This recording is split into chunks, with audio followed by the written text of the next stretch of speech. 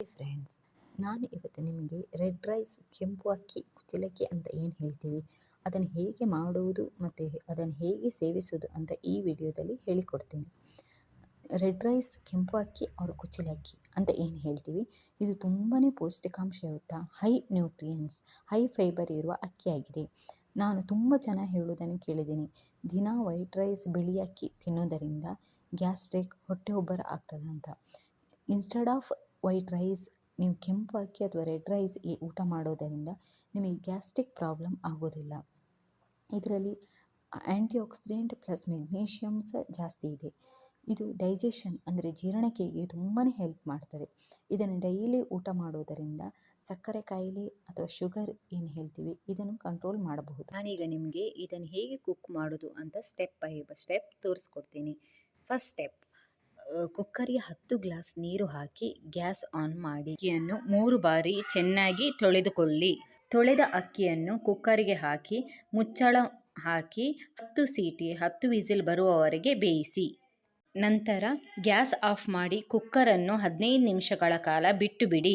Pressure ಹೋದಾಗ ನೀವು ತೆಗೆದು ನೋಡಿದಾಗ ಅಕ್ಕಿ ಅರ್ಧ ಬೆಂದಿರುತ್ತದೆ. ಮತ್ತೆ ಬೇಕಾದಷ್ಟು ನೀರು ಸೇರಿಸಿ ಮುಚ್ಚಳ ಹಾಕಿ ಮತ್ತೊಂದು 10 ಸೀಟಿ ಬರುವವರೆಗೆ ಬೇಯಿಸಿ. ಗ್ಯಾಸ್ ಆಫ್ ಮಾಡಿ 15 ನಿಮಿಷಗಳ ನಂತರ ನೀವು ಕುಕ್ಕರ್ ತೆರೆದು ನೋಡಿದಾಗ ಈಗ ಕೆಂಪು ಅಕ್ಕಿ ಪೂರ್ಣವಾಗಿ ಬೆಂದಿರುತ್ತದೆ. ಇನ್ ಕೇಸ್ ನೀವು ಸ್ವಲ್ಪ ಲೆಸ್ ದ್ಯಾನ್ 1 ಗ್ಲಾಸಸ್ ಅಕ್ಕಿಯನ್ನು ಬೇಯಿಸೋದಾದರೆ 15 ಮಿನಿಟ್ಸ್ ಬ್ರೇಕ್ ತಗೊಂಡು 10 ವಿಸಿಲ್ ಮಾಡಬೇಕು.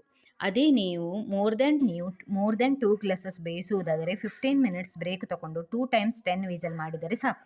ರೀತಿಯಲ್ಲಿ ಊಟ ಮಾಡಬಹುದು. Instead of white rice, red ರೈಸನ್ನು ಸಾಂಬಾರ್ ಅಥವಾ ಮೊಸರಲ್ಲಿ ಊಟ ಮಾಡಬಹುದು. ಇಲ್ಲದಿದ್ದರೆ ಕೆಲವರು ಗಂಜಿ ರೂಪದಲ್ಲಿ ಅಂದರೆ ಅದರ ನೀರು ಸಮೇತ ತಗೊಂಡು ಅದಕ್ಕೆ ಉಪ್ಪು, ಐದರ್ ಗೀ ಆರ್ ತುಪ್ಪ ಅಥವಾ ಮೊಸರು ಹಾಕ್ಕೊಂಡು ಊಟ ಮಾಡ್ತಾರೆ. ವಿತ್ ಪಿಕ್ಕಲ್ಸ್ ಅಂದರೆ ಉಪ್ಪಿನಕಾಯಿ ಜೊತೆ ಇದನ್ನು ಊಟ ಮಾಡಿದರೆ ಚೆನ್ನಾಗಿರ್ತದೆ. ಇದು ನೀರು ಖಾಲಿ ನೋಡಲಿಕ್ಕೆ ನೀರು ಅಂತೇಳಿ ಹೇಳಿ, ಆದರೆ ಇದರಲ್ಲಿ ತುಂಬ ನ್ಯೂಟ್ರಿಯೆಂಟ್ಸ್ ಇದೆ. ಅಂದರೆ ನಿಮಗೆ ಲೂಸ್ ಮೋಷನ್ ಆದಾಗ ಖಾಲಿ ಈ ನೀರಿಗೆ ತುಪ್ಪ ಮತ್ತು ಉಪ್ಪು ಹಾಕಿ ಸೇವಿಸಿದರೆ ನಿಮಗೆ ಅಷ್ಟು ಶಕ್ತಿ ಕೊಡ್ತದೆ. ಏನು ಲೂಸ್ ಮೋಷನ್ ಆದಾಗ ಏನು ನೀರಿನ ಅಂಶ ನಮ್ಮ ಬಾಡಿಯಿಂದ ಹೋಗ್ತದ ಆ ಎನರ್ಜಿ ಲೆವೆಲ್ ಇದರಲ್ಲಿ ಇರ್ತದೆ. ಸೊ ರೆಡ್ ರೈಸ್ ತುಂಬ ನ್ಯೂಟ್ರಿಯೆಂಟ್ಸ್ ಇರುವ ಪೌಷ್ಟಿಕಾಂಶಯುಕ್ತ ಅಕ್ಕಿಯಾಗಿದೆ. Thank you.